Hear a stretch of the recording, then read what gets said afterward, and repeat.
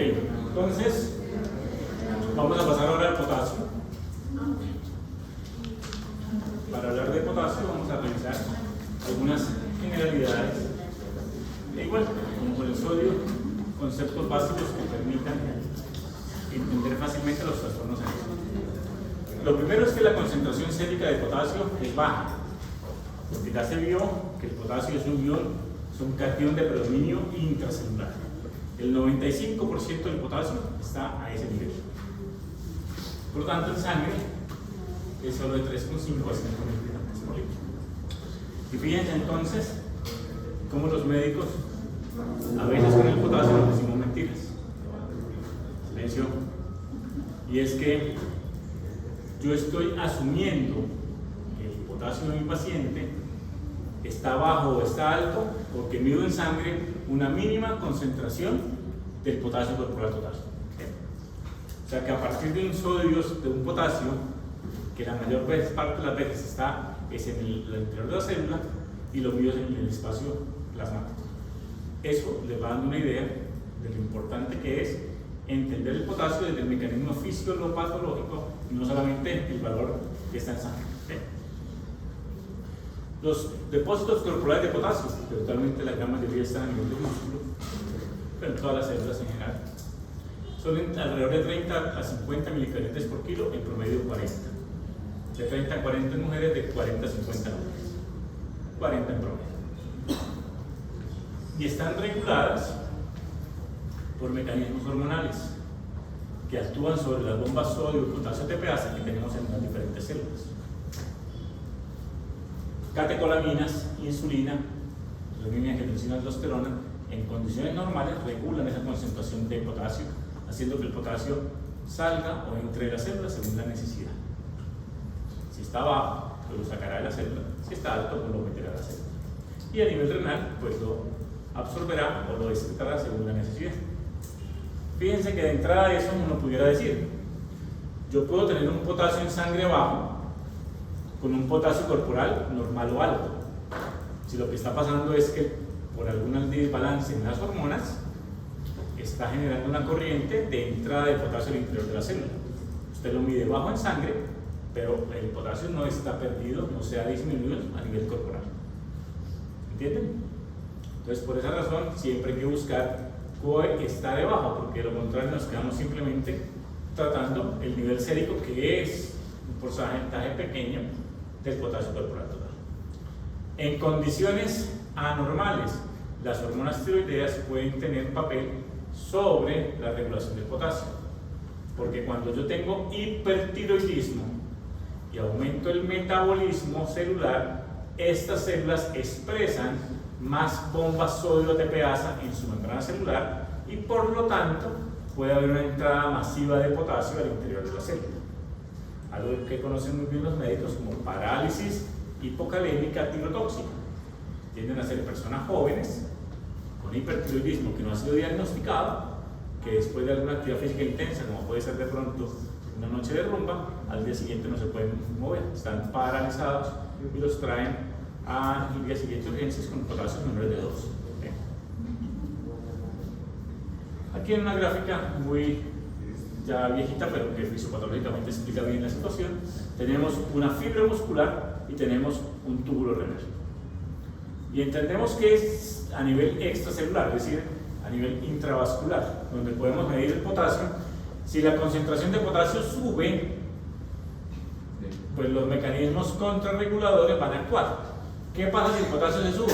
Bueno, pues se libera renina, angiotensina, aldosterona, y la angiotensina va y le dice al riñón: éntreme el potasio a la célula, como estamos en el riñón, pase el túbulo y excrételo. No olviden que la aldosterona hace 4 funciones en el riñón: reabsorción de sodio y agua, eliminación de hidrogeniones y de potasio. En este caso, pues se perdería el sodio, haríamos el intercambio, el sodio hacia el exterior y el potasio hacia el interior, y el potasio hacia el lumen después. Excreción de potasio. Y la insulina y las catecolaminas irían a actuar sobre la fibra muscular, a decirle a esa bomba: métame más potasio al interior de la célula, y por eso el potasio queda al interior y el sodio en el exterior, como es lo habitual. Y el hipertiroidismo, pues de estas bombas aparecerían muchas, Y entonces la entrada de potasio sería tan masiva que en sangre se puede bajar, ¿sí? Lo contrario ocurriría si el potasio sérico estuviera bajo. Se inhibe el eje renina-angiotensina, la aldosterona y la catecolamina, y por lo tanto el potasio se queda por fuera en el espacio intravascular y no entra al interior de la célula ni es excretado por la vía. O sea que es un mecanismo sencillo. Participan el eje renina-angiotensina, aldosterona, insulina y catecolamina actuando a este nivel muscular y aquí a nivel renal. ¿Más o menos claro? Entonces empecemos con hipocalemia. Todo potasio por debajo de 3,5. Aquí, a diferencia del sodio, los rangos son pequeños. Fíjense que lo normal del potasio está entre 3,5 a 5 miliequivalentes por litro o milimoles por litro, porque al igual que el sodio, la valencia del potasio es 1. ¿Por qué no importa la osmolaridad? Porque ya vimos que el tema es que el potasio es intracelular, no extracelular. Pero pequeñas variaciones en el potasio son importantes. Miren que el rango terapéutico, el rango normal está muy cerca, de 3,5 a 5, o sea, 1,5 miliequivalentes, y ya usted tiene o bajo o alto el potasio, ¿sí? A nivel cero. La hipocalemia es el trastorno hidroelectrolítico más frecuente de la práctica clínica. Lo sabemos, el 20% de los pacientes hospitalizados tienen el potasio bajo. El 40% sí usan antiacidas. Y fíjense cómo esto hace que el potasio sea una de las circunstancias que yo, cuando paso rondas, estoy pendiente. Porque sé que 1 de cada 5 o 2 de cada 5 pacientes lo pueden tener bajo. Y los síntomas que se relacionan al potasio tienen que ver principalmente con el sistema neuromuscular, incluido el músculo que está en su corazón, músculo estriado y músculo digestivo. Y entonces síntomas tan frecuentes como el paciente siento debilidad y estoy constipado pudieran ser síntomas de que el potasio bajó. Y si está usando tiacidas, con mayor razón. Por eso el potasio hay que estar pendiente en los pacientes hospitalizados. Bien. Cuando la hipocalemia no mejora rápido, una de las pistas clínicas que siempre buscamos, y seguramente lo han visto hacer en el escenario clínico, es evaluar si el magnesio también se bajó. Porque si no corregimos el magnesio, el potasio no normaliza, y eso ocurre hasta el 60% de las veces. Pacientes con hipocalemia severa, refractaria al manejo, lo que tienen debajo es un magnesio que está bajo también, y hasta que no corrijamos el magnesio, el potasio no va a subir. Si están trabajando en un centro clínico donde no hay posibilidades de medir el magnesio, sino solamente el potasio, pues pueden dar una prueba terapéutica porque el 60% de las veces puede tener razón. ¿Sí? Los síntomas van relacionados a las concentraciones séricas. Aquí entonces tenemos una gráfica, una tabla, donde vemos cómo los intervalos del potasio son cortos, de 3 a 3,5, de 2,5 a 3, de 2 a 2,5, menor de 2. O sea, cada 0,5 miliequivalentes usted tiene un trastorno más severo, desde leve, moderado, severo y grave, ¿sí? Y se relaciona con la severidad de los síntomas, con variaciones que no sean tan grandes. Está en el grado leve, el paciente usualmente no tiene síntomas. Está en el grado, digamos, moderado, ya usted se va a quejar de debilidad muscular, de calambres, constipación y fatiga. Síntomas que no inusualmente refieren los pacientes hospitalizados. ¿Sí? Por debajo de 2,5 ya puede hacer rhabdomiólisis e hilo dinámico. Y por debajo de 2 la situación es grave y puedes estar paralizado, puedes tener arritmias, alteraciones en el electro y terminar de pronto en una taquicardia ventricular, que de pronto genera el riesgo para la vida. ¿Sí? Sobre todo si el paciente tiene de base alguna enfermedad cardíaca. O sea, una hipocalemia en una persona, una hipocalemia severa en alguien que tiene una cardiopatía isquémica y que tiene de pronto riesgo de arritmias, puede ser potencialmente letal. Los pacientes habitualmente toca monitorizarlos. La severidad de la hipocalemia, ya vimos, leves, moderadas, severas o graves, se relaciona con la pérdida de potasio a nivel del potasio corporal total, en una relación que podríamos decir directamente proporcional. Entre leves, 5%, moderadas 10%, severas 15% y graves 20%. ¿Y cómo calculamos empíricamente el potasio corporal total? Dijimos que entre 30 a 50 miliequivalentes por cada kilo de peso, en promedio 40. Y el porcentaje nos diría más o menos cuánto es el potasio. Pero ya sabemos que esto, que faena fácil, implicaría que todas las causas de potasio fueran por pérdidas. Pero ya también sabemos que debe ser por paso transcelular hacia el interior de la célula. Así que por esa razón, esto es importante, pero ya saben que más importante que eso es identificar la causa que generó la hipocalemia. Siempre que tengamos un potasio alterado, bajo o alto, se requiere hacer una evaluación del electrocardiograma. Siempre. ¿Qué características tiene el electro de una persona que tiene hipocalemia? Lo primero, que aparece una onda U. ¿Saben reconocer la onda U? Va después de la T. ¿Por qué? Porque es P, Q, R, S, T, y el alfabeto va así, así se nombran las ondas en el electro. ¿Okay? Entonces la onda U corresponde a toda onda que esté después de la T, que normalmente en un electro no se ve, a menos de que sea una persona muy joven. Pero cuando aparece la onda U, es una pista para pensar en que haya trastorno del potasio, especialmente hipocalemia. ¿Sí? Después de eso se aplanará la onda T, después se invertirá la onda T, puede ser que se desnivele el ST y se prolongue el QT. Y cuando ocurre esto, estamos a riesgo de hacer una taquicardia ventricular, y esa sí ya pone en riesgo la vida del paciente. Por lo tanto, debemos estar pendientes de las primeras, de cuando la onda U aparece y la T se aplana. Si uno dice, ya hay algo de inestabilidad eléctrica en ese corazón, corrijamos el potasio y bajo monitorización, porque ya cuando estamos aquí, de pronto estamos en una emergencia. ¿Sí? Aquí ven A, B, C y D, diferentes escenarios electrocardiográficos para diferentes niveles de potasio en sangre. Cuando el nivel es normal, ¿cierto? Uno encuentra que el QT está normal, que la T está normal, y en personas jóvenes puede aparecer una pequeña onda U. ¿Sí la ven? Pero lo normal en personas de un poquito más de edad es que no esté. Cuando el potasio baja un poco, la onda U puede aparecer, y miren cómo la onda U casi que se volvió igual que la onda T. Pasó el tiempo y la T se aplanó y el ST hay infradesnivel y el QT se prolongó. Pero claro, aquí ya estamos en un escenario de un riesgo de arritmia grande, tanto así que inclusive la U es más grande que la T. Y el potasio está tan extremadamente bajo que puede entrar en taquicardia ventricular. Entonces no olviden, aparición de onda U, aplanamiento de la onda T, inversión de la onda T, infradesnivel del ST, prolongación del QT y terminan en taquicardia ventricular. Son los cambios que uno busca cuando usted dice, tengo el potasio por debajo de 2,5, siempre tengo que evaluar un electrocardiograma. Buscar la causa, indudablemente. Hay muchos algoritmos descritos para identificar la causa del potasio. No es tan universal como el del sodio, que es el que seguramente van a encontrar en toda la literatura.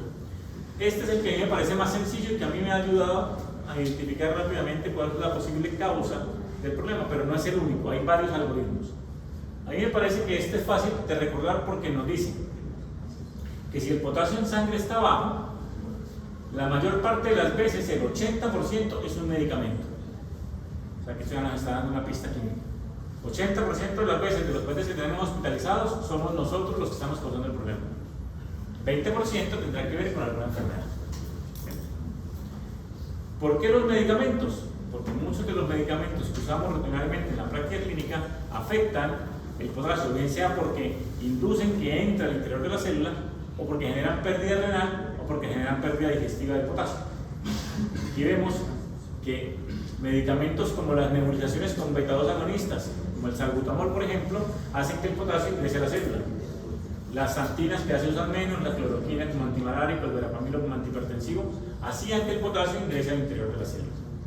O por pérdidas a nivel renal, los diuréticos tiazídicos o de asa que usamos con mucha frecuencia, los mineralocorticoides como la fluorocortisona, o los alta dosis de esteroides como por ejemplo la prednisona o la metilprednisolona. Y por vía digestiva, los laxantes. Y piensen hoy en sus pacientes con EPOC y uno dice, ¿cuántos de esos pacientes con EPOC tienen formulados nebulizaciones, esteroides y de pronto diuréticos y laxantes porque de pronto están manifestando que por el cuerpo pulmonar tenían ademas o porque estaban constipados? Y entonces no, usualmente hay una combinación de medicamentos que son el problema. Por eso, primer paso, como tiene hipocalemia, tomar un electro, si está severa. Segundo paso, verificar el carnet de enfermería para ver qué medicamentos recibe el paciente y en cuáles de ellos puede estar el problema. Tiazidas, furosemida, beta-2 agonistas, esteroides, antibióticos, con mucha frecuencia, ahí está la explicación. 80% de las veces, de hecho. En un 20% buscamos enfermedades, es decir, cuando la hipocalemia ya no nos mejoró, entonces empiezan a pensar, bueno, ¿qué más puede haber aquí?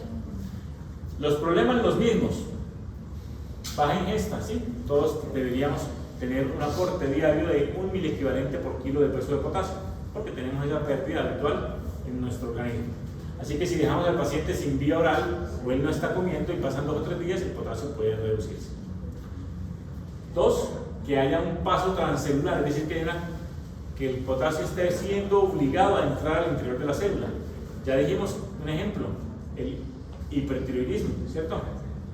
Pero también ahí podríamos tener los pacientes con parálisis hipocalémica familiar, o podemos tener pacientes con trastornos endocrinos, como por ejemplo un Cushing, como por ejemplo un feocromocitoma, que harían que el exceso de esteroides meta al interior de la célula, un hiperaldosteronismo, ¿cierto?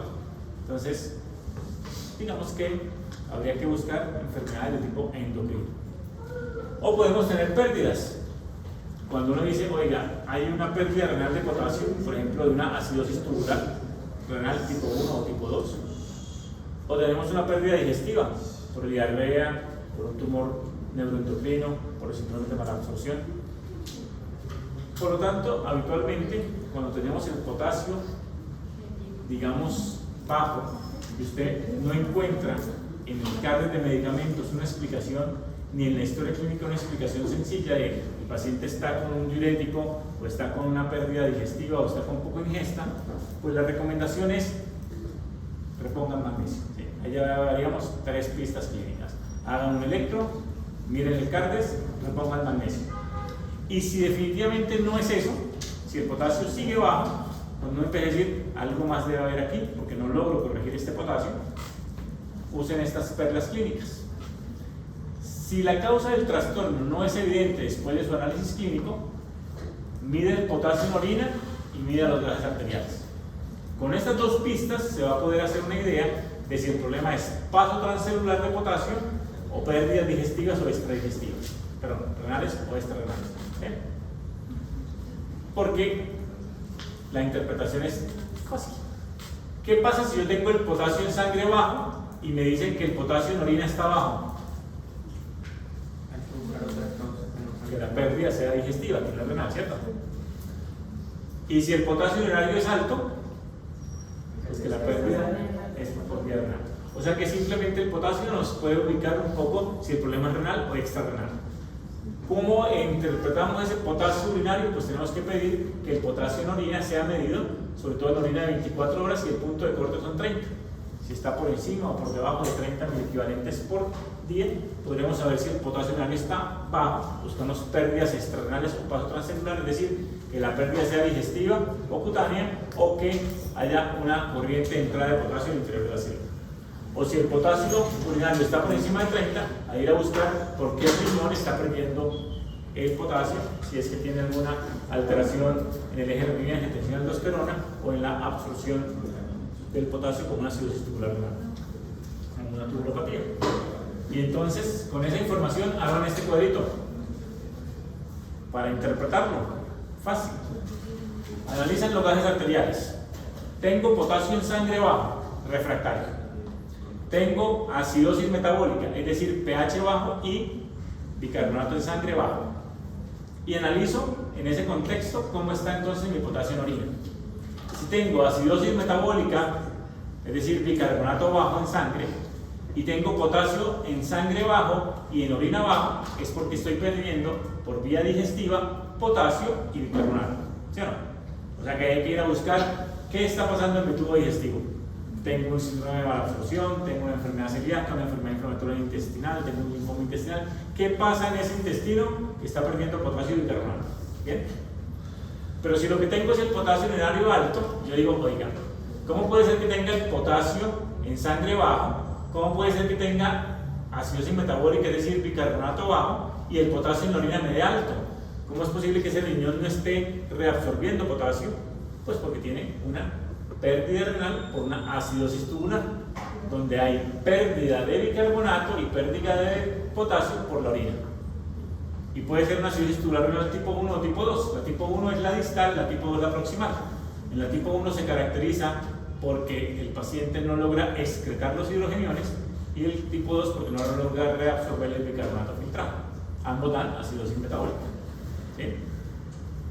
Usualmente esto viene asociado a otro tipo de enfermedades. Alguna vez si las leen encontrarán que enfermedades autoinmunes y metabólicas pueden estar detrás de una acidosis tubular. Por el otro lado, tendríamos que el paciente no tiene acidosis sino alcalosis. Alcalosis metabólica, es decir, pH elevado con bicarbonato en sangre elevado. ¿Sí? Hacemos lo mismo, miramos cómo está el potasio en orina. Y si tenemos que el potasio en orina es bajo y la alcalosis metabólica, tendríamos que ir a mirar principalmente si es que el potasio nos está metiendo al interior de la célula. ¿Sí? De que haya un paso transcelular, de que haya alguna situación, como puede ser, por ejemplo, un hipertiroidismo, como puede ser, por ejemplo, el exceso de un medicamento como salbutamol, algo que está haciendo que el potasio esté dentro de la célula. ¿Bien? Si tengo el potasio urinario alto, es decir, hipocalemia con alcalosis metabólica y potasio urinario alto, debo mirar cómo está la presión arterial de mi paciente. Y si tengo esta combinación de eventos, hipertensión, hipocalemia, acidosis metabólica y potasio urinario elevado, ya sé que el problema es la aldosterona. Y ahí busco el hiperaldosteronismo primario, porque al haber exceso de aldosterona, entonces estoy eliminando hidrogeniones y potasio por orina, estoy haciendo retención de sal y agua, y entonces estoy hipertenso, con el potasio urinario alto porque lo estoy perdiendo, en sangre por lo tanto se está bajando, y los hidrogeniones se están excretando masivamente y por eso están con alcalosis metabólica. ¿Bien? O sea que esa combinación de eventos es muy típica para buscar esta enfermedad. Si el paciente está normotenso, pensamos más en las tubulopatías hereditarias, como el síndrome de Gitterman o de Bartter, que son enfermedades hereditarias autosómicas raras, pero que a veces llegan por ahí una tubulopatía, donde el problema está en el túbulo que no logra hacer bien su trabajo. Entonces, pues el equilibrio ácido básico y electrolítico, que es una función primordial del riñón, pues no se puede realizar. Es decir, que en el potasio, como en cualquier otro electrolito, pero especialmente en el potasio, hay que buscar la causa de la hipocalemia. Ese es la principal objetivo terapéutico. Porque si solamente reponemos el potasio, estaremos haciendo una medicina más como de reflejos, más reflectiva, no reflexiva. Si no buscamos la causa, si el paciente se nos va por una acidosis tubular renal, por un hiperaldosteronismo, por una pérdida digestiva no identificada, pues va a volver por el mismo problema. Pero afortunadamente eso ocurre en la menor cantidad de las veces. La mayor parte de las veces, como vimos en el algoritmo, el 80% de las veces el problema está en un medicamento. ¿Bien? Cuando vamos a hacer la reposición de potasio, clásicamente nos han hecho pensar en unas reglas de oro del potasio para evitar efectos adversos, pero que cada vez sabemos que son menos paradigmáticas, ¿sí? Es decir, si hay que romperlas porque el escenario clínico lo amerita, porque el paciente está en peligro de una arritmia letal, se pueden romper, ¿sí? Pero si no, no hace falta, porque para qué causarle arritmias o de pronto flebitis a los pacientes, ¿sí? Entonces, en general decimos que las reglas de oro indican que si usted tiene un acceso venoso periférico, no pase más de 4 miliequivalentes por hora, máximo 6. Que si es por vena central, no pase en lo posible a más de 8 a 10 miliequivalentes por hora. Si tiene un catéter central puede pasar más, pero tampoco puede pasar en, digamos, una cantidad ilimitada. Siempre que el paciente esté con previa diuresis, en el sentido de que si uno está pasando más potasio del que necesita, pero tiene la función renal bien, pues él va a eliminar el exceso. Pero si está anúrico, se va a acumular más fácilmente. Y los bolos sí se pueden pasar, pero máximo de 20 miliequivalentes por cada hora. Cuando vamos a hacer el tratamiento de la hipocalemia, podemos usar tanto la vía oral como la vía parenteral. Por vía oral usamos principalmente los alimentos ricos en potasio, el banano, las uvas, la naranja, en fin, una dieta rica en potasio. Y el medicamento oral es el gluconato de potasio, conocido como Bion-K. Es un elixir que han visto usar seguramente en las salas de hospitalización. Es un poco incómodo al tomarlo porque da un sabor metálico en la boca y causa algunos síntomas dispépticos. Y en general sabemos que por cada 15 centímetros de ion K que le demos al paciente le aportamos 20 miliequivalentes. O sea, más o menos 1.3 centímetros por cada cc de ion K que le damos. No podemos usar dosis altas de ion K porque el paciente no la va a tolerar. Pero dosis entre 10 a 15 centímetros, 2 o 3 veces al día, se toleran bien. Por vía venosa usamos el cloruro de potasio, es decir, el catrol. Viene en la misma concentración que viene el sodio con natrol. Un cc, 2 miliequivalentes. Por lo tanto, una ampolla trae 20 miliequivalentes de potasio. ¿Bien? Son nuestras dos herramientas, el ion K y el catrol, para poder hacer la reposición en la práctica clínica. Obviamente, es útil. Si usted documentó un medicamento que está generándole problemas, pues si puede cambiarlo, cámbielo. Por ejemplo, que tiene el paciente con edemas y falla cardíaca y le están colocando furosemida para lograr que baje la dosis de furosemida y considere si puede usar espironolactona, por ejemplo, como diurético ahorrador de potasio. Que tiene muchas nebulizaciones, disminuye la dosis de salbutamol, y si lo puede, por ejemplo, nebulizar con anticolinérgicos. Buscar alternativas de los medicamentos que puedan ser cambiados, que de pronto sea el problema. Y no olvidar siempre, en el 60% de las veces, corregir el magnesio, verificar que el magnesio no sea el problema. ¿Tenemos un ejemplo? Entonces, cuando vamos a hacer la corrección del potasio, estos son, digamos, un método que les aconsejo usen, pero puede haber otras formas de hacerlo, ¿sí? Este es simplemente un paso metódico. Y es que cuando yo voy a reponer el potasio, me recomiendan calcule los basales de potasio, calcule las pérdidas del potasio y calcule el déficit de potasio. ¿A qué hace referencia eso? Que todos necesitamos diariamente consumir una cantidad de potasio que habitualmente se calcula a 1 milivalente por kilo. Alguien me dirá, pero ¿y por qué en sodio no hacemos eso? Porque también todos los días tenemos que consumir una cantidad de sodio. En sodio más o menos 2 miliequivalentes por kilo por día. Cualquiera de ustedes pesarán alrededor de 60 kilos. 60 por 2, 120 miliequivalentes al día de sodio. Y si yo ya le puse 1 litro de solución salina, ya le puse 154 miliequivalentes por litro de sodio. O sea que con el primer litro de solución salina ya estoy pasado de los basales de sodio. Por eso casi nunca ando pendiente del basal de sodio, porque sé que con los cristaloides, si lo estoy hidratando, ya estoy volado. Y si estoy usando solución hipertónica, pues ya que estoy súper volado de los basales de sodio, ¿sí? En cambio, ¿cuánto potasio trae la solución salina? Es una pregunta como para diferenciar entre primates y... Lo mismo que el sodio. Dijimos que la solución salina trae cloruro, o sea que ¿cuánto potasio hay en la solución salina? 0. Entonces los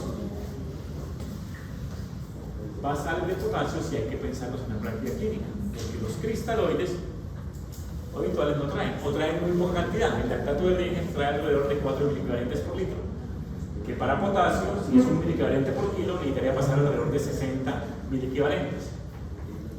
Un lactato de Ringer, si trae 4 miliequivalentes por litro de lactato de Ringer, necesitaría pasarle 10, 12 litros de lactato de Ringer para dar apenas el basal de potasio, ¿cierto? Entonces, por esa razón, en el potasio sí tengo que estar pendiente. Del sodio me puedo olvidar de los basales porque estoy pasado habitualmente con los líquidos que uso. ¿Lo entendieron? Entonces aquí necesito los basales, pero también las pérdidas, porque ya dijimos que el paciente, habitualmente las pérdidas que tenga, vómitos, diarrea, fístulas, ondas, son fluidos hipotónicos. Significa pierdo líquido, pero también pierdo electrolitos, sodio, potasio, cloro, bicarbonato, se pierden allí. ¿Por qué me olvido del sodio? Ya se los expliqué, pero el potasio sí tengo que estar pendiente. Por lo tanto, si hay una pérdida, tengo que calcularle cuánto fue esa pérdida, porque en el basal va solamente lo normal, la orina, la defecación normal, eso es lo que yo repongo del basal. Si tengo una pérdida adicional, tengo que reponerla, es decir, si mi paciente tiene diarrea, vómitos, una sonda, necesito reponer ese potasio adicional que está perdiendo. Y lo calculo fácilmente, entendiendo que las pérdidas de tracto superior, es decir, aquellas pérdidas que estén por encima del ángulo de Treitz, pierden en promedio 10 miliequivalentes por cada litro de líquido. pero las pérdidas inferiores, por debajo del ángulo de trace, pierden 30 miliequivalentes por cada litro. O sea que eso se lo sumo adicionalmente a los basales. Doctor, o sea que, por ejemplo, si el paciente está perdiendo por vómito, entonces, además de los basales, tienes que sumarle 10 de potasio por cada litro de vómito que haya tenido el día anterior. Y si lo que tuvo fue de pronto una fístula, una diarrea intensa, 30 por cada litro. ¿Quién le va a decir eso? Oiga, ¿cuánto perdió la enfermedad? Cuando le diga, vomitó 1 litro por esa solución, por esa sonda nasogástrica, o por la colostomía, botó 3 litros de líquido. ¿Sí? Entonces, eso se le suma a los basales. A los basales, porque esta es una pérdida anormal, adicional de las que su organismo tendría. ¿Sí? Y calculo el déficit. ¿Cuándo sé que tengo déficit en un paciente? Pues porque el potasio en sangre me dio bajo. Tengo déficit de potasio. Y esta es la fórmula que habitualmente les recomiendo. Hay muchas, esta es la que yo habitualmente uso. 3.6 como potasio mínimo basal menos el potasio del paciente multiplicado por 4 por kilo. ¿De dónde sale el 4 por kilo? Pues del potasio corporal total, 40 equivalentes por cada kilo de peso. ¿Sí? Que al hacer la fórmula, pues ponerle el 0. 3.6 como potasio mínimo normal menos el potasio del paciente multiplicado por 4 por cada kilo de peso, calculando de esa manera el potasio corporal total. Una vez que sé cuánto potasio necesita mi paciente, y recordando las reglas de oro del potasio, sé que tengo que también calcular cuántos son los líquidos que tengo disponibles. Porque ya dijimos, tengo que pasar el potasio por vía parenteral, me puedo ayudar a veces un poco por la vía oral, pero no toda la cantidad de potasio se la puedo mandar en biocam porque no es bien tolerado en dosis altas. Así que muchas veces necesito mezclar potasio por vía venosa. Y para poder saber cuánto le puedo pasar, sin romper las reglas de oro del potasio, pues tengo que también hacer un cálculo de cuántos líquidos le puedo pasar al paciente ese día en los que pueda diluir ese catión. ¿Sí? Y los líquidos pasa lo mismo. Hay que calcular el basal, hay que calcular la pérdida, hay que calcular el déficit. ¿Sí? Y los líquidos basales se calculan alrededor de 30 a 50 centímetros por kilo por día. Es lo mínimo que un individuo debe tomar de agua al día para reponer su pérdida basal de líquidos. ¿Bien? No los veo concentrados. Hace rato, ¿no? Estamos mal la sala. Ok. Entonces, cuando yo necesito pasar el potasio, también necesito saber si el acceso venoso que tengo en mi paciente es correcto. Porque si voy a pasar potasio y tengo que analizar una vena por aquí, seguramente el paciente y la vena no van a aguantar. Necesito una vena periférica, pero al menos de buen tamaño. O si de pronto tengo un catéter central, y de esa manera puedo saber si le puedo colocar más o menos potasio. Y necesito definir si mi paciente puede recibir vía oral. Porque si lo puede recibir, pues de alguna manera ya sé que puedo dar una parte de ese déficit a través de la vía oral en el biocam. Si no puede recibir vía oral, pues tendré que usar todo por vía venosa. Vamos a seguir este ejemplo para desarrollar esa misma diapositiva. Este paciente tiene 20 años de edad, 50 kilos de peso. Es un paciente que no tiene comorbilidades, que está recién operado de una apendicectomía. En el posoperatorio hizo un ileo y requirió que le pusieran una sonda nasogástrica. Nos informan que esa sonda ha drenado 2 litros en las últimas 24 horas. Una sonda nasogástrica, o sea, una pérdida superior. Le hicieron nivel de potasio y lo encontraron en 2.8 miliequivalentes por litro, o sea, una hipocalemia moderada. Revisaron el magnesio en sangre y está normal. Y los gases arteriales no muestran acidosis metabólica, ¿cierto? pH y bicarbonato, entonces están normales. El electro que le tomaron, porque la hipocalemia ya estaba moderada, no muestra trastornos en la repolarización. No hay ni onda U, ni inversión de la T, ni prolongación de los tiempos. El paciente se encuentra hidratado y como salió del quirófano, salió con un catéter venoso central y está orinando. ¿Qué pudiéramos analizar de este cuadro clínico? Pues que el paciente tiene un ilio que se ha empeorado porque ahora tiene hipocalemia y eso empeora o perpetúa el ilio, que tiene una pérdida normal, además de los basales, de 2 litros por una sonda nasogástrica, que sería una pérdida superior. Y que afortunadamente no tiene cambios electrocardiográficos ni ácidos básicos, por lo tanto probablemente la causa de esta hipocalemia se deba a que no está recibiendo vía oral y a que ha estado teniendo una pérdida importante por el tubo digestivo. O sea que lo que tenemos que hacer es darle los basales, la pérdida y el déficit de potasio. ¿Este paciente puede usar la vía oral para reponer ion K? Está con un hilo y tiene una sonda, y la sonda produce bastante. Si le damos vía oral, pues lo va a aumentar. Entonces nos toca todo por vía venosa. Bueno, y tenemos un catéter venoso central para hacer la reposición. ¿Cuántos serían los basales de potasio de un individuo que pesa 50 kilos? 1 por kilo. ¿Cuánto sería la pérdida adicional que he tenido? 10 porque te trate. 10 por cada litro. Como perdió 2 litros, le sumamos 20 más a esa pérdida normal, ¿cierto? ¿Y cuánto tiene de déficit? Calculamos por la fórmula. 3.6, que es el mínimo potasio, 2,8, que fue el que le medimos, y la constante, que es 4 por el kilo de peso, que son 50. Eso nos da 160 mil equivalentes. Con eso ya le calculamos el déficit, la pérdida y el basal. Puede ser que haya un individuo, porque este ejemplo mostraba un individuo que tiene pérdida, que tiene imposibilidad de comerse el basal y lo necesite, ¿cierto? Pero puede haber un escenario clínico donde tenga una persona con hipocalemia que está recibiendo la vía oral y que no tiene ninguna pérdida. O sea que el basal se lo come en la dieta. ¿Habría que sumárselo aquí? No. ¿Y no tiene pérdidas? ¿Cuánto le echaríamos? 0. ¿Sí? O sea que puede ser que en algunas personas simplemente tengamos que reponer el tiempo, ¿cierto? Depende del escenario clínico. Hay pacientes más complejos que otros. Pero si está la vía oral disponible, pues él se puede comer, y si come con la dieta rica en potasio va a estar comiendo, de hecho, un poco más de lo que comería en sus basales. ¿Sí? Pero en este ejemplo, que la vía oral no está disponible, calculamos las 3 fracciones. Al sumar los 3 componentes nos dan 230 mil equivalentes de potasio que necesita el paciente. ¿Qué es el siguiente paso? Dijimos, ¿cómo le voy a poder reponer esta cantidad de potasio? Necesito saber cuánto líquido le puedo colocar a mi paciente el día de hoy. Entonces lo mismo, le calculo basales, pérdidas para saber, y déficit de líquido. Entonces empecemos. ¿Cuánto de basal le pondrían a una persona de 20 años que no tiene comorbilidades, que tiene bajo riesgo de tener complicaciones con el volumen porque no es sano cardiovascular? Dijimos que los basales van de 30 a 50 centímetros por kilo por día de líquidos. Le ponemos la cantidad máxima, porque no es una persona que me pueda sobrecargar más el volumen. Entonces escojo 50 y pesa 50 kilos, 2.500 de basales, ¿cierto? Pero además tuvo una pérdida de líquidos. Las pérdidas de líquidos se reponen 1 a 1. O sea que si perdió 2.000, reponemos 2.000 de líquidos. ¿Okay? ¿Tiene déficit? El examen físico nos decía que estaba hidratado, o sea que no hay déficit de agua. O sea que nos quedamos con 2.500 de basales y 2.000 de pérdida, o sea 4.500 de líquidos. Cristaloides, puede ser solución salina, puede ser lactato de líquido. Y en estos 4.500 debo diluir estos 230 mil equivalentes de potasio. Así que simplemente carpintería. La bolsita que usamos en la práctica clínica de solución salina es la de 500. Por lo tanto, si tengo que pasarle 4.500, pues sé que voy a tener disponibles 9 bolsas de solución salina, ¿cierto? Y sé que 230 mil equivalentes de potasio, como no puedo darle ion K porque la vía oral no está disponible, pues todas se las voy a tener que pasar en catrol.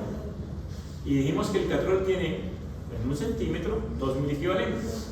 Por lo tanto, no necesitas pasar 230 mil, para pasar 230 mil equivalentes, pues vas a pasar 115 centímetros de catrol. ¿Sí? Y si divido 115 entre 9, sé que a cada bolsa le debo colocar 12.5 cc de catrol, y así voy a estar pasando la media. ¿Y a qué volumen? Pues si sé que son 4.500 para 24 horas, pues sé que son a 187 cc por hora. Es algo sencillo. ¿Sí? Simplemente calculé cuánto potasio necesitaba y calculé cuánto líquido le iba a pasar, y simplemente así hice la división de en 9 bolsas que tengo disponibles para pasar, cómo le meto este catrol. ¿Cuál es el último paso? Verificar que las reglas de oro no se hayan roto. Aquí tengo la ventaja de que esto va por un catéter venoso central y no es más que un ejemplo, ¿sí? Porque quedó una infusión alta, ¿sí? Pero es un hombre de 20 años que tiene un catéter central, lo pudiera hacer, ¿sí? ¿Cómo sé cuántos miliequivalentes por hora para saber si le estoy rompiendo las reglas del potasio? Pues simplemente hago el cálculo. Miren, Tengo 12.5 centímetros de catrol en 500 de solución salina. Ya sabemos que las reglas de oro vienen en términos de miliequivalentes por litro, ¿cierto? Entonces, pues si le eché 12.5 a 500, significa que le eché 25 a 1 litro. Y si le eché 25 centímetros de catrol, significa que le estoy colocando 50 miliequivalentes de potasio. ¿Sigue? Un cc de catrol tiene 2 miliequivalentes. Entonces, 25 centímetros de catrol. ¿Por qué 25 y no 12,5? Porque es por litro, no en 500. O sea, es lo mismo decir que a 500 le eché 12,5 que decir que a 1000 le eché 25. ¿Sí? Y 25 cc de catrol son 50 miliequivalentes de potasio. Entonces tengo 50 miliequivalentes de potasio por cada litro. Lo que significa que ¿cuánto tengo en cada cc? Que 50 dividido entre 1000. ¿Cierto? 0,05. ¿Y cómo se lo estoy pasando? A 187 centímetros por hora. O sea que si multiplico 0,05 por 187, está dando por ahí alrededor de 8 o 9 miliequivalentes por hora. Y si tengo un catéter central, estoy dentro de lo permitido, porque dijimos que las reglas de oro nos permiten por una vena central pasar entre 8 a 10 miliequivalentes por hora. Si fuera una vena periférica no pudiera pasarlo, porque estaría por encima de lo normal. ¿Sí? Es por esa razón que ustedes ven que en la práctica clínica con frecuencia usamos una infusión muy rutinaria de solución salina 480 más 20 cc de catrol a 50 miliequivalentes por hora. Hoy les queda de tarea de definir cuántos miliequivalentes por hora le estamos pasando con esa infusión por una vena periférica, que de pronto lo han visto rutinariamente hacer. Oye, tiene una hipocalemia leve por vena periférica, solución salina 480, 20 de catrol a 50 por hora. En la próxima clase, se la ponerá en el siguiente semestre, les pregunto, ¿cuántos miliequivalentes por hora tienen esa infusión? ¿Qué tienen que hacer? Los cálculos que acabamos de hacer. Hipercalemia, para terminar, son aquellos pacientes que tienen potasio por encima de 5,5. Alguien dirá, pero si me dijo que lo normal de potasio es hasta 3,5, de 3,5 a 5, ¿por qué la hipercalemia de 5,5? Bueno, porque así lo define la literatura. Pero está claro que ese potasio normal es hasta 5 y que el rango entre 5 a 5,5 no es normal, es de alerta. Todavía el paciente no tiene una hipercalemia significativa, pero ya hay que empezar a pensar por qué el potasio se está subiendo. ¿Okay? Lo primero siempre a descartar es que no sea una pseudohipercalemia, es decir, que sea un error, porque ya dijimos que el potasio es intracelular. ¿Qué pasa si yo hoy le pido mi potasio a mi paciente, va la auxiliar del laboratorio, toma el potasio, le cuesta trabajo, tiene que aplicar un torniquete fuerte, usar varias veces, después se lleva la muestra, le da vueltas por todo el hospital, llega al laboratorio, centrifuga la muestra y después nos dice que el potasio está en 8? ¿Qué pudo haber pasado? Que la muestra se ionizaba y que el potasio se salió del interior de las células, de los glóbulos rojos, y entonces usted lo está midiendo alto y no es verdad. Y eso no es tan infrecuente. Se le llama pseudohipercalemia. ¿Cómo pensarla? El escenario clínico es la mejor alternativa. Cuando usted pide un examen, debe estar atento y debe tener una idea de cómo le espera que le salga. Ejemplos tontos. Si a alguno de ustedes le da diarrea, vómito y llegan a urgencias con calambres, ¿cómo esperan el potasio? Bajo. Y si le sale alto, piensen en esta posibilidad, ¿cierto? Pero si llega un paciente con enfermedad renal crónica en estadio 5 que toma losartán y llega con un electro que muestra una T picuda, ¿cómo esperan el potasio? Alto. Entonces, pues en ese caso no diría este potasio de 8 es posiblemente real, ¿sí? O sea que desde el escenario clínico uno interpreta si el valor que le están dando es coherente, ¿sí? Si no es coherente, repitan la muestra pensando en descartar pseudohipercalemia. ¿Bien? Los síntomas del potasio son iguales, tanto por alto como por bajo, ¿cierto? O sea, la hipocalemia no la podemos, la hipercalemia no se puede diferenciar por los síntomas, afectan igualmente el sistema neuromuscular. y entonces igualmente les pueden dar debilidad y calambres, al igual que la hipocalemia, ¿sí? Por esa razón, desde el punto de vista de los síntomas no va a haber cambios, pero el electro sí es diferente, ¿sí? O sea, yo por hipercalemia igual puedo hacer parestesias, parálisis y debilidad muscular, igual que con una hipocalemia severa, ¿sí? El electro sí es distinto. Aquí, a diferencia del paciente con hipocalemia, que dijimos, todo paciente con hipocalemia menor de 2,5 hagan un electro. Aquí diríamos, todo paciente con hipercalemia, independiente del valor de potasio, hagan un electro. Porque los cambios electrocardiográficos no se relacionan con el nivel de potasio. Aquí cualquier nivel de potasio puede ser potencialmente grave.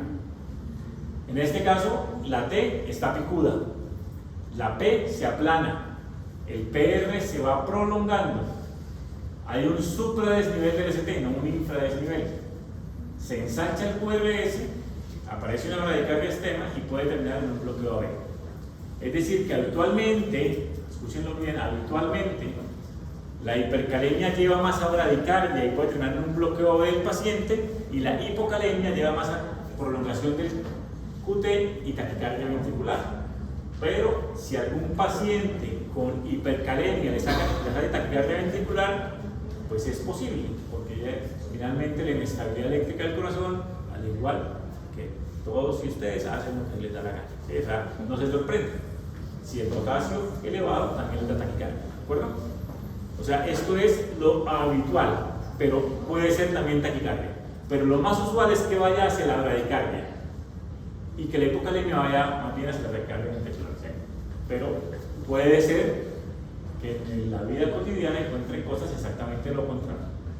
Aquí estaría un ejemplo del electro. Esto es una T picuda, ¿sí la ven? Casi más alta que el QRS y de base estrecha. Esa es la verdadera T picuda, ¿sí? Ahí se ve cómo realmente la T está tan inicial. Todavía no ha desarrollado los otros cambios, pero ya se ve la T picuda. Buscar la causa.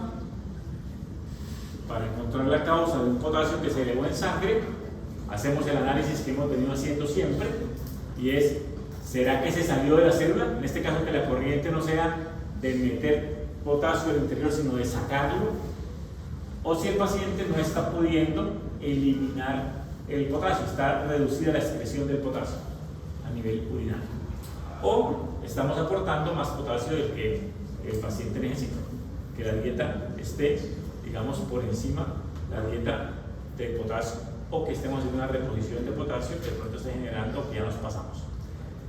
Pero en general la literatura dice que estos dos mecanismos deben estar juntos. Es decir, para que alguien a partir del aporte de potasio pueda tener hipercalemia, eventualmente es que hay una disminución en la excreción. Y lo contrario casi también es lo correcto. Es decir, alguien que tenga falla renal, para que se le suba el potasio a pesar de estar en diálisis, es porque no están llegando las indicaciones de la dieta. ¿Sí? O sea que estos dos componentes casi siempre van juntos. Bueno, causas de que el potasio salga de la célula. Ya hablamos de la célula hipercalemia, hablamos de un evento en el cual hubo hemólisis de la muestra. 2, vamos a hablar de todas las situaciones que lesionan la membrana celular. Si el paciente tiene una anemia hemolítica, un síndrome de rhabdomiólisis, una lisis tumoral, si recibió transfusiones, si de pronto tuvo una severa quemadura, son circunstancias que harían que las células se lesionaron y el potasio salió al exterior. ¿Sí? Pero también hay medicamentos, como pueden ser un beta bloqueador o un digitálico. También el ejercicio extremo con los rhabdomiólisis. También está el hecho de que los pacientes que tienen acidosis metabólica, el potasio sale al exterior de la célula, porque ya dijimos que la célula respeta un principio fundamental de electroneutralidad, y si está cargada de hidrogeniones porque está con acidosis metabólica, y los hidrogeniones son cationes, H+, él va a coger el potasio y lo va a sacar para estar electroneutro. ¿Sí? Doctor, o sea que si el paciente tiene una intoxicación por digitálicos, ¿podría cursar con hipercalemia? Pudiera, aunque digamos que lo más usual es que el digitálico genere que de pronto el paciente pueda tener un potasio elevado en sangre, pero es más frecuente que se intoxique un paciente con digital si el potasio está bajo. Digamos que los pacientes tienen hipocalemia, digamos que la intoxicación digitálica es más frecuente en el trastorno hidroelectrolítico. Pero sí es cierto, el medicamento como tal per se pudiera sacar el potasio fuera de la célula. Los digitales pues ya los usamos cada vez menos en la falla cardíaca, porque sabemos que son solo manejos sintomáticos, que ya se usan como cada vez menos. Antes sí nos tocaba estar midiendo los niveles digitales y de electrolitos para poder estar pendiente de ellos. Pero la acidosis metabólica en cambio sí la vemos con frecuencia. La cetoacidosis diabética, que el paciente llega a urgencias y el potasio inicialmente está alto y el sodio inicialmente está bajo. ¿Por qué? Trae hiperglicemia que baja el sodio y trae acidosis metabólica que sacó el potasio para afuera. Pero una vez usted normaliza la glucosa, le puede pasar exactamente lo contrario. Y es que el sodio normalice, o inclusive de pronto se suba, y que el potasio baje porque regresa al interior de la célula y bien usted corrige la acidosis metabólica. Problemas de aporte, como es que le esté pasando mucho catrol o que esté consumiendo grandes cantidades de potasio, siempre y cuando la excreción esté disminuida. ¿Y cómo puedo disminuir la excreción? Bueno, un efecto de un medicamento. Díganme medicamentos de la práctica clínica usual que disminuyen la excreción de potasio. ¿Sí? ¿Otro? De los que usan frecuentemente para hipertensión o falla cardíaca. Como la espironolactona, ¿cierto? Que es una antagonista de la célula. Pero no por ese mecanismo. El beta-bloqueador lo aumenta más por salida del potasio. Que reduzcan la excreción. Captopril, enalapril, losartán. ¿Por qué? Porque son IECAs o ARA2. Bloquearon el receptor de la aldosterona. Así que esos son medicamentos de uso frecuente y que no inusualmente van juntos. Un paciente con falla cardíaca puede estar tomando enalapril o más recientemente de pronto sacubitril con valsartán. Y adicionalmente a eso puede tener un beta bloqueador. Y adicionalmente a eso puede tener espironolactona. Así que lo mínimo racional que uno le debe informar al paciente que está manejando con falla cardíaca es que esté pendiente del potasio. No exceda las cantidades de potasio en su dieta y verifiquen el potasio con frecuencia, porque la medicación está haciendo que él no elimina el potasio. ¿Entienden? Entonces, usualmente estos dos van juntos. Cuando vamos a manejar la hipercalemia tenemos alternativas, desde las más elementales hasta unas que son un poquito más intensas. Restringir el potasio en la dieta, suspender medicamentos por problemas como IECAs, ARA2, beta-bloqueadores, espironolactona y más recientemente pues el Entresto. Estabilizar la membrana con gluconato de calcio al 10%. No es que el gluconato de calcio baje el potasio, pero es que evita que la persona pueda entrar en arritmias severas porque estabiliza la membrana. ¿Cuándo lo vamos a usar? Cuando el electro del paciente con hipercalemia muestra inestabilidad. Tiene taquicardias, tiene bradicardia. El antídoto, gluconato de calcio. Nos va a dar tiempo para bajar el potasio sin que el paciente nos haga una arritmia letal. ¿Qué dosis? La que el paciente necesita. Usualmente usamos una ampolla cada 8 horas o cada 6 horas hasta que el potasio muestre mejoría o que la inestabilidad eléctrica mejore. Hay que pasarla diluido y lento porque genera bastante flebitis. Vamos a aumentar la pérdida por orina con un diurético de asa. El más que usamos en la práctica clínica, la furosemida. Puede ser por vía venosa o puede ser por vía oral. ¿De qué depende? De cómo encuentren al paciente. Si encuentran a una persona en falla cardíaca con exceso de líquidos en edema pulmonar, pueden poner bastante furosemida por vía venosa. De hecho, si está en edema pulmonar, hasta 1 miligramo por kilo en bolo y después 20 cada 6 horas por vía venosa. Pero si el tipo viene con hipercalemia, pero algo deshidratado, pues la furosemida no la pueden poner así porque van a empeorar el problema, van a dañar más el riñón. En ese caso, pues posiblemente la furosemida será solamente oral, 40 miligramos al día. O sea, la dosis de furosemida depende del escenario clínico, de si además de la hipercalemia el paciente tiene exceso o no de volumen que me permita usar el medicamento en forma segura.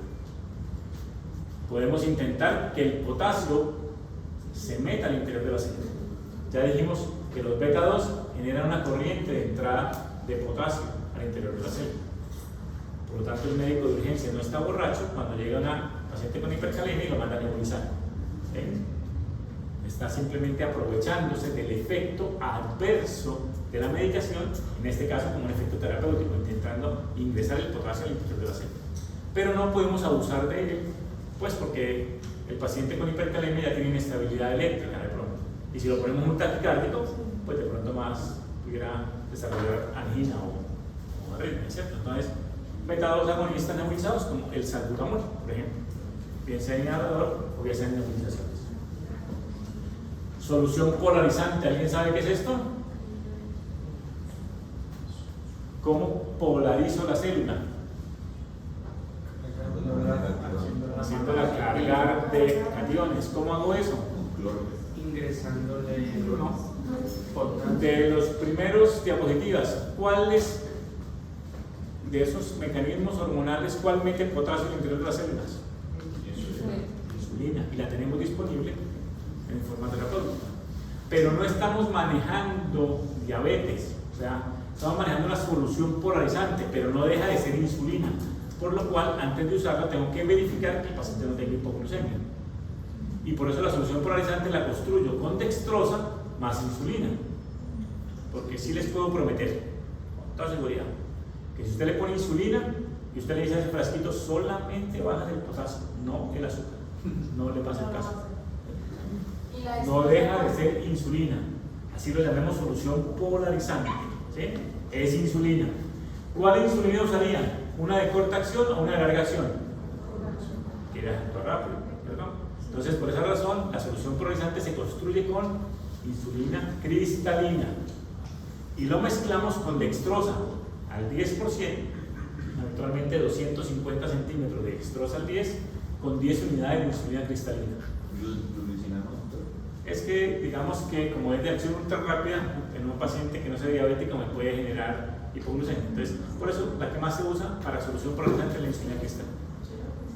Importante, no es un manejo de diabetes, por lo tanto esto no es una infusión de insulina, es una solución polarizante, se pasa en un bolo de 1 hora.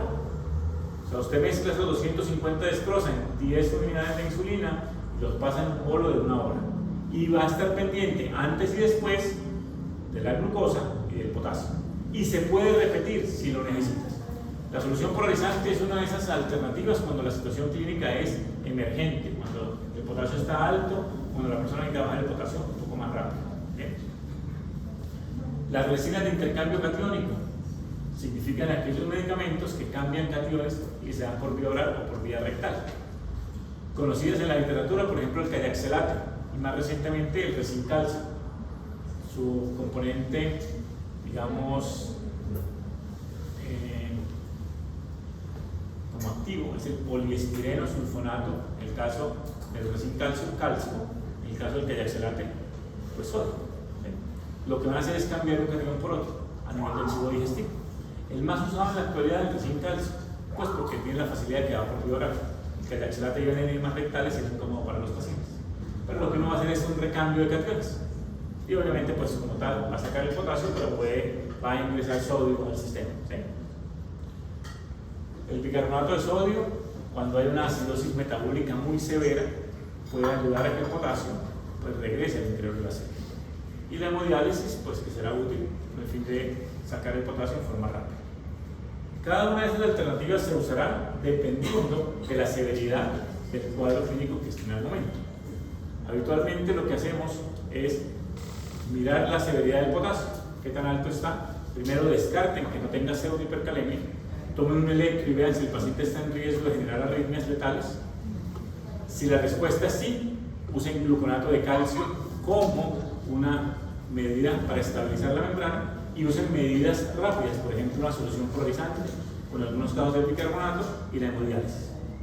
Ahora, si el paciente está con el electro normal, pues no hay tanto afán, ya podemos usar medidas un poquito menos, digamos, intensas y con menos efectos adversos, como puede ser reduzca el potasio en la dieta, utilice un beta-2 inhalado para meter el potasio en la célula, utilice un diurético de asa para regresar para eliminar el potasio, y si no mejora, adicione una resina de intercambio cationes. ¿Sí? Digamos que dependiendo de la severidad, pues uno escoge la medida terapéutica. Para terminar entonces, esta es una mujer de 58 años de edad que pesa 60 kilos, tiene antecedentes de hipertensión y de diabetes, estaba recibiendo losartán y metformina, llegó por disnea, anasarca, oliguria. Le encuentran anemia normocítica, elevación de bumicatinina, acidosis metabólica y el potasio en 6,5. la glucometría en 112. Y el electro con bradicardia sinusal y un bloqueo de primer grado, y ya el QRS un poco ensanchado. ¿Cómo analizamos ese caso clínico?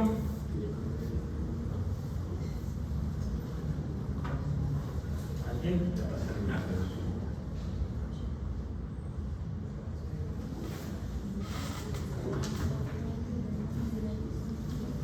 Pues tenemos a alguien con diabetes e hipertensión que nunca se controló bien y que viene con signos muy claros de una enfermedad renal crónica en urgencia dialítica con un síndrome urétrico, donde ya viene con disnea y edemas, que hace pensar que viene pronto con edema pulmonar, francamente oligúrica, con anemia, elevación de ácidos, asociación metabólica, lo que hace pensar en que la falla renal es crónica, esa anemia nos está hablando de eso, y que no es un cuadro agudo, y que ya hay repercusión hemodinámica a nivel del sistema eléctrico del corazón. Entonces, ¿qué hacemos con ese paciente? Desde lo elemental, ¿cierto? La dieta con restricción de líquidos y potasio, porque además está nada cerca. Le quitamos la metformina y el losartán, porque sabemos que el losartán disminuye la excreción urinaria de potasio. Y sabemos que la metformina no se puede usar en pacientes con falla renal crónica con asociación metabólica, ¿cierto? Le ponemos gluconato de calcio, ¿por qué? Ya vimos que el electro muestra tendencia a la bradicardia y cambio de glucagón. Una ampolla cada 8 horas, por ejemplo. Le podemos colocar un diurético de asa en buena cantidad. ¿Por qué? Vienen a amasar con riesgo de edema pulmonar. Así que le podemos pasar 1 miligramo por kilo, o sea 60 miligramos en el primer bolo, y después por vía venosa 20 cada 6, inclusive un poco más si se necesita. Como estamos urgidos, tiene 6,5 de potasio y manifestaciones eléctricas. Con esto ganamos tiempo, pero tenemos que pasar una solución polarizante. Y le colocamos una destroza al 10%, 250 centímetros, mezclamos 10 unidades de insulina y pasamos en un bolo. Estamos atentos a cómo se comporta la glucosa en el paciente. Y avisamos a la nefrología, porque ¿cuál va a ser el manejo definitivo de esta persona? Llevarlo a diálisis porque ya viene con, digamos, una clara enfermedad crónica, ya en estadio avanzado que requiere de terapia de reemplazamiento. ¿Okay? O sea que le estabilizamos la hipercalemia mientras lo llevan a diálisis y termina siendo el tratamiento definitivo de esa persona. Ok. ¿Alguna pregunta?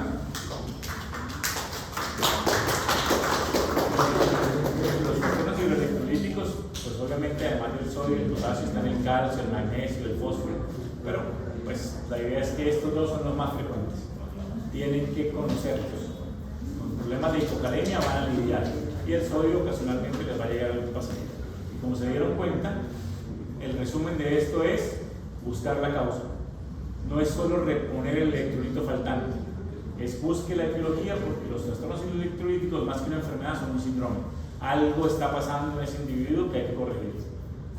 Obviamente hay que aprender a solucionar el problema, pero también hay que identificar la causa para evitar que el paciente pues, tenga recaídas en la situación. Bueno, ok, no sé, ¿ahorita tienen alguna otra clase?